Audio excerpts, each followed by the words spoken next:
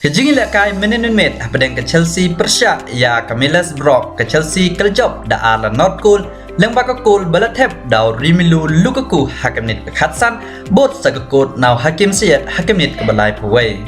lembak kini ge arkol kalabiang ek Chelsea ban yarung sya ke semifinal ha ka fakop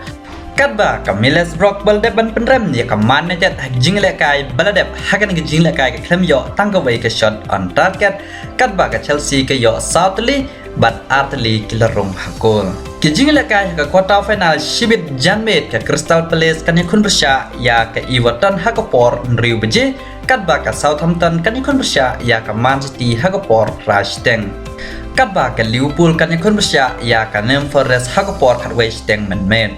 Haba pai pat ke jinglakay hak English Premier League ke Arsenal keljob ya ke Aston Villa daiwei la not cool lembaka cool ke balatep daw Bukayo Saka hakimnit ke balai peu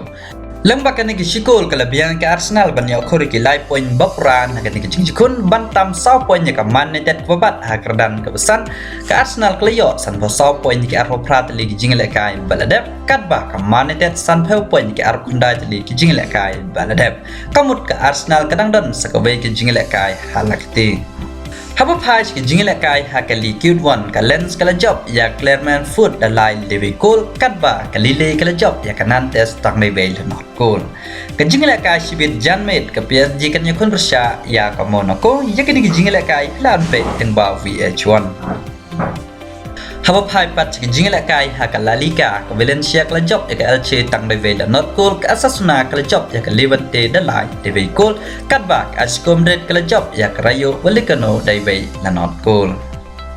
Kuman supun kan mau ke jinglakay final haka Indian Super League kan long shibit menmet apedeng ke Hyderabad FC kan yakun bersya ya Kirla Blasta kanai kedai ke jinglakay ke Banongkong mentau snem pakin sya ya kinong Krishan Kinwan Hamadan